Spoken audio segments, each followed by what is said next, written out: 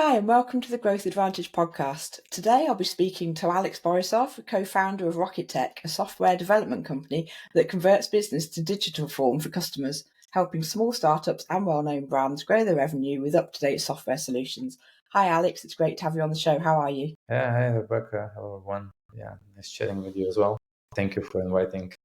You're very welcome. I'd love to get started by asking you to tell me a bit more about your business and your role within it. Yeah, so I'm already almost 16 years in tech space. And I was running different company one after another the first 8 years. And then the problem when you're starting the new venture, especially in tech space, it's always quite hard to scale the business and it's very complicated. Yeah, so it's pretty obvious statistic that 90% you're gonna die with your new venture when you're starting a new company. It's Y Combinator statistic. So I find this pain. I met my partner, co-founder basically of Rocket Tech, and together we decided to build the model how to navigate most of the risks and Yeah. give other approach for the founders and let them actually scale the business and navigate 90% of risk that usually they face when they starting the new venture alone. Yes, like you say, it's there's so much risk involved with starting any new venture, isn't there? And there's so few that actually survive past the first year. And so it's really interesting to hear that you're helping people address that issue. Could you share your insights on current market trends and any emerging technologies within your sector that are actually helping you grow the business and drive it forwards? Yeah, okay. So latest trend, if we're talking about the tech, so of course it's AI. It's becoming like a bubble, but in every single podcast, like is mentioning, like AI is the kind of topic. Yeah, I mean, I will have to say this is like a core trend. But the way how to apply it, I will address it a little bit different because it. I mean, AI shift like a lot of things. And it's also shifting how you do sales, how you produce the product, and how you do the process and marketing and all of that. So yeah, because this is the reality. I know that nowadays, like really, you can really very fast launch product, start like sales, and you now don't need any longer 100 people like to be employed. So so this kind of solopreneurship is also a trend in tech space, and I think this trend is for long.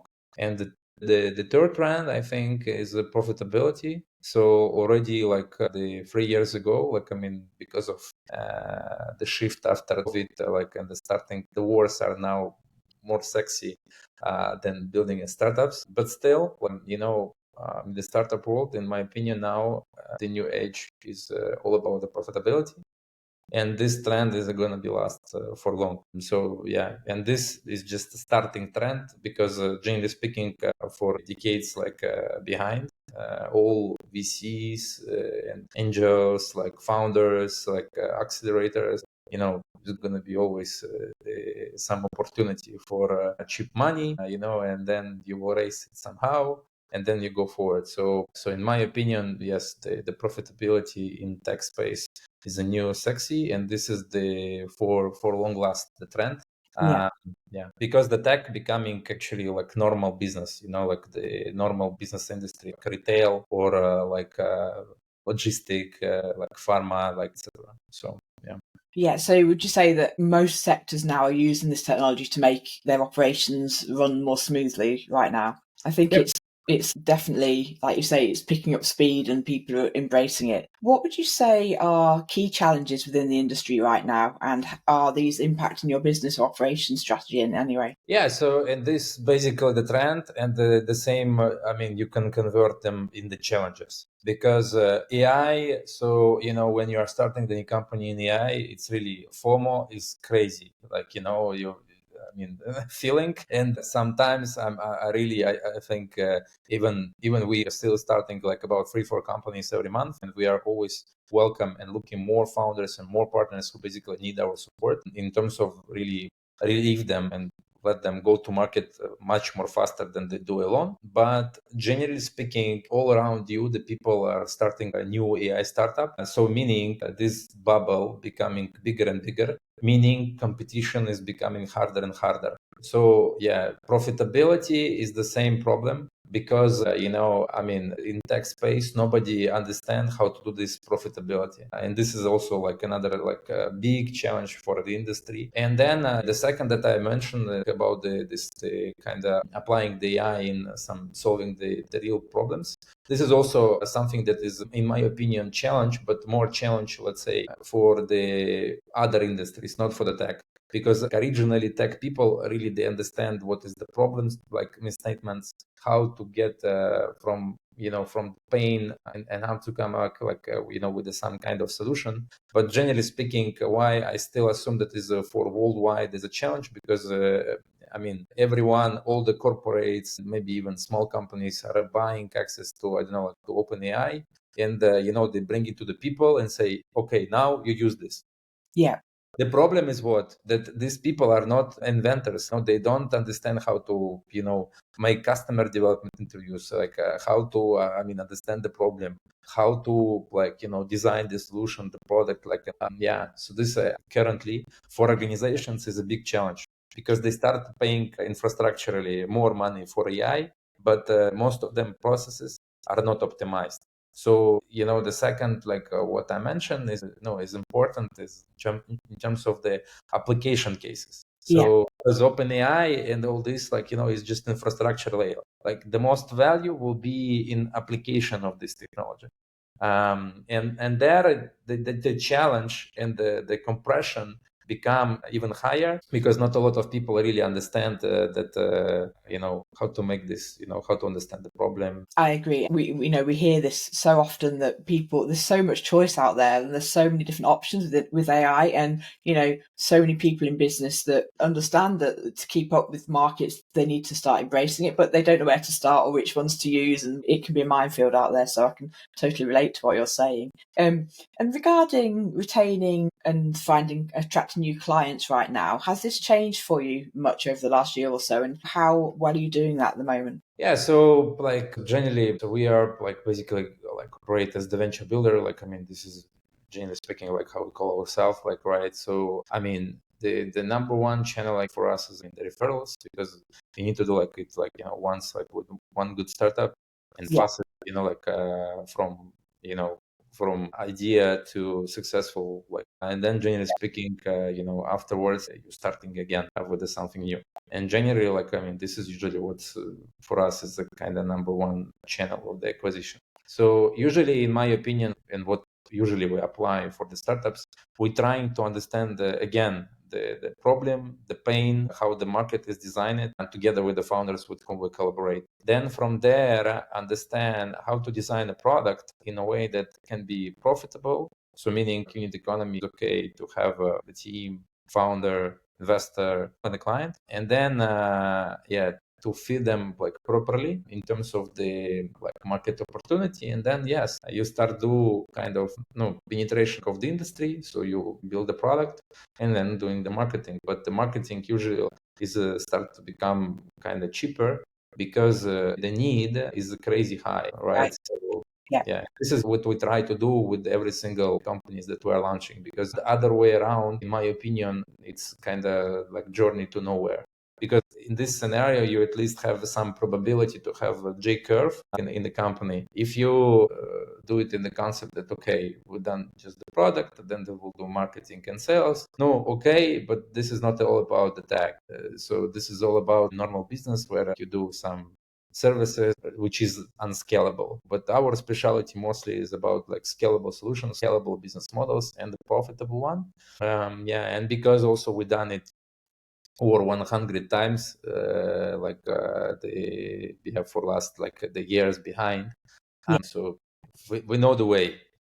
And do you have a sales and marketing team at the moment? Yeah, of course, like in every single company, yeah. Even though like there is a B2C model, like in my opinion, usually we force the founders, like and etc. Like even you are in B2C, B2B, like way to hire some sales reps. Because I believe it's a mix. Even though you do good product, but still you need some people involved. So do you outsource some of that then? No. All in house. Yep. This is what we usually also understand that, because so we stopped doing outsourcing 8 years ago, and then classic outstaffing 7 years ago. So basically, currently we're working project by project, even though sometimes there is the contract that is in the constraint of this outsourcing or staffing, whatever. Like it just of the constraint and how we sell everything. But generally speaking, like the idea behind is yes, you need to hire the people because then you cannot manage the quality and you cannot scale it properly. Yeah, of course. And what does your competitive landscape in your sector look like right now? So this is actually quite heavy because okay, so if we're talking about the model like of managing company, I think we are pretty unique there and kind of pioneers because I mean our biggest like competitor is actually quite similar, like having the same name is Rocket Internet, and generally speaking, this is my competitor. But of course, if we're talking about case by case, project by project, board by board, because we as the group, we reviewing about 100 opportunities, so 100 ideas and the startups in order to pick up only 3 4 with whom we're going to work. So and so over there we're competing with many things because still like a lot of them are they look on us and they still thinking that you are just like outsourcing people and they compare us like that. Some they go to India like to go like for something cheap or Vietnam like right. Yeah. Some they say no, we will do it already with the cursor with the new AI capabilities. Yeah, so the competitive landscape right now is quite tough. Yeah, but what we are selling is a kind of clear path like from 0 to 1, and in this regard we are kind of unique because none of our like competitors really have this kind of pill from 0 to 1, launching the company, scaling it. And then our also competitive advantage, very strong one, is that why I'm saying that we don't do the classic outsourcing, right? All those outsourcing companies, they don't have a products, right? So meaning I'm not only selling the pill, right? I'm taking it by myself, right? So yeah, and for that companies usually where we're launching them, it's really quite high MRR, like very sticky startup. And I don't have there any VC money, any founders, any board. So, and this is generally speaking what usually I suggest to every single founder, because they usually must think like on the VC at this J curve and all that. But in a way, it's okay, to target there, but to do like it like maybe a little bit different. And this is actually kind of like our uniqueness, because most of the companies still like the startup founders, they're really like living in the world that they need to hire like a lot of employees, they need to pay like a lot of money to the content managers, they need to buy a stand, they need to buy AI domain and etc. And then like they go in this cash flow gap where it's going to be crazy complicated to make like that. Yes. So in our like approach and our road like is a little bit different. So we do like MVPs every 2 weeks with a special ops team, like small one, not 10 people, 20 people, and etc. No, small one. Yeah, so crystal clear for the founder, crystal clear for us, like for the team itself, like for all the stakeholders, investors, and very transparently, like just make a shot, and then it's just kind of you need to crack, and then after that, like you make the J curve. The idea behind, like not to go in this gap, but do small bets and then make immediately like kind of returns. So, and this is usually what I suggest for every single like founder, and this is like our specialty. And the most of them, only those who are serial understand how to play in this. But 90% of our market and the startup market is the first time founders. So. And I guess people in this market, they want to move quickly. So that sort of method is going to be appealing to them because they don't want to get left behind and they want to get that product out there as quickly as they can. Yeah. Correct. I can see how that really appeals. With regards to your personal role within the business, what are you responsible for within it and what takes up most of your time? Yeah, so we structured like there is basically two function. There is one is operational one, and another one kind of like is investment one. So I'm more in charge of like the investment one. So the looking for the new opportunities, they started and then strategize them in a way that is going to be like sustainable and last very long. And is there anything you'd like to change about your role within the business? Yes, you see this is the thing, like because Rocket 7 8 like years behind like Rocket Tech. So I don't call this kind of like work, because this kind of the business is, in my opinion, is long term. Yeah. because I mean, I like tech. Generally speaking, like this is only like where I know how to earn money, and usually everyone is saying. I mean, I like this statement that no, if you will ask me like if I want to change something like in my past, I will not change anything. Like I will keep everything how it was. Yeah, because was just the journey, and still I'm actually quite young. I'm not I'm not 50, I'm not 60. So yeah, I'm still in the game, so it's fine.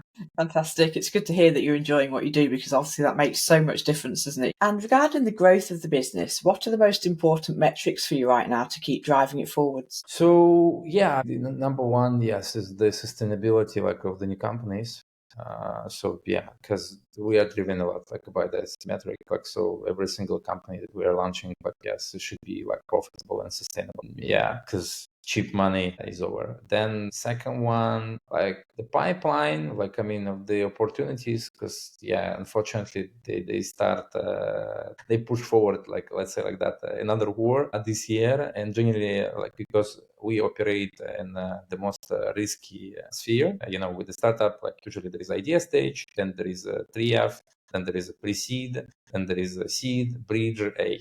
Basically, like the when world is starting new wars every year, this having very strong influence like on this part of the market, because the people start thinking, like I need to start a new company, especially in tech, where everyone launching AI company every day. So I mean, why I need this? Like Yeah. better I will buy some flat. In this is my joke. Like better I will buy like a flat in Dubai. Like the return of the investment, like of flat in Dubai, is a kind of like the same, like with the startup, like right. But this Yeah. you get yearly, and you have almost zero risk if you pick up like good slot, all right. And yeah, but with the startup, like yeah, you have a salary, you have a market risk, you are entrepreneurs, so right. Yes. Yeah, so I think the pipeline of the new interesting ideas, interesting business models, so these two, yeah. But I'm still actually kind of optimistic, because with AI now really it's shifting so many industries, and still in my opinion we are, let's say, not in the middle of this curve. Like it will continue growing, Yeah. because most of the application cases is still not yet there, because everyone is producing like infrastructure, like they don't do vertical integration. They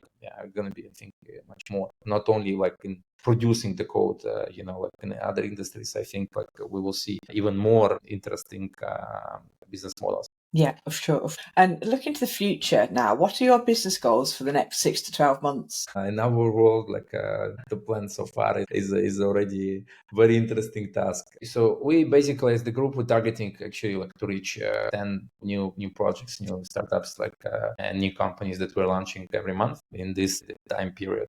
So we just need to multiple like almost 2 times our current numbers. That's it. So, and then as the managing company, like for us, is going to be more than enough. Like, yeah. And how about further down the line, say 3 years' time? You'd be looking to exit? So Rocket Tech, so you see, this is the thing, because we raise like a lot of money like, across of our like the portfolio companies and the companies with whom we collaborate. It's really like $100 million, like I mean, in cash. Generally speaking, we like to keep it like that. So Rocket Tech is a profitable, sustainable company already like 8 years, and Rocket Tech like will gonna last like that. But the new companies behind it, like the startups, like and etc., this is another conversation.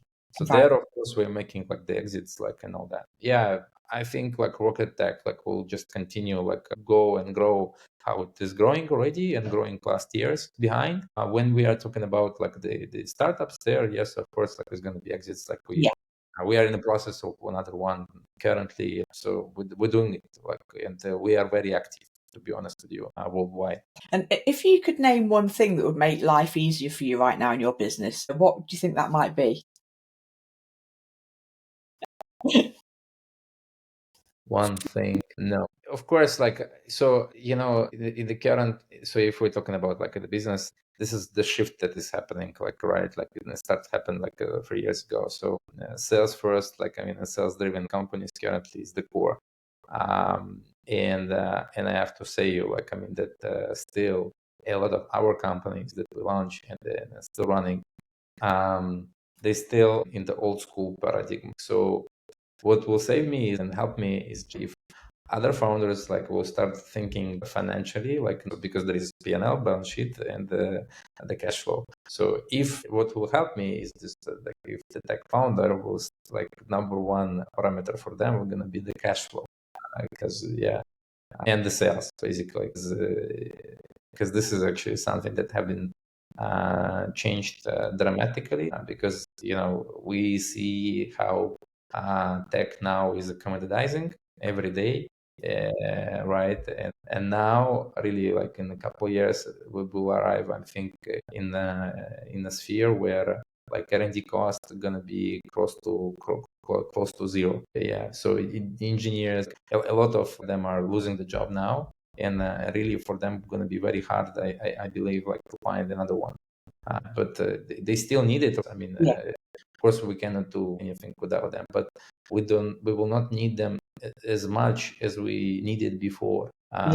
So and this, if every single founder, like they start thinking about the product less and about like go to marketing and sales more, and will care about this so much, so like they will not go like in this cash flow gap. What strategies or initiatives have you implemented to achieve your business goals so far, and what's proven effective or less successful? Yeah, so you see, this is the thing. We believe usually like kind of like with the like kind of anchor like cases, like anchor like startups, like the iconic ones. Like I mean that you go somewhere, like in some industry, bring some player, you sell it, and then basically you stick to industry more and more and more and more. Yeah, so this, in my opinion, usually the best go to market, because and how to make it super easy, right? Like I mean, I usually imagine it like as the house, and how to enter in the house. If you don't have a key, you need to go like to the roof, or you need to like come up like that. So so meaning you can sell only kind of high ticket, or you need to do like some kind of cheap thing, active one and operational, so kind of say frequent transaction, but the cheap one. That's it, and but the problem is what that you mentioned about the pain. Most of the founders, they don't understand this. It's a kind of like mislead, by TechCrunch, by many accelerators, like an etc., because all of them are sharing about the people who succeed, but nobody mentioned that we have only 2,000, a little bit plus than 2,000 unicorns made so far till now. So Olympic champions are more popular profession than like unicorn company. Yeah.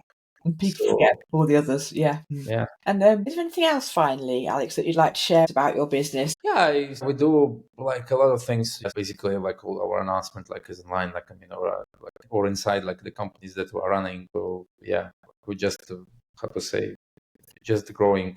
Yeah, just keep following us. Like we have like the blog. Fantastic. Well, thanks ever so much for your time today, Alex. It's been really informative listening to you about your business, and we wish you every success for the future. Yeah, thank you, Rebecca. It was nice. Thanks very much. Thank you.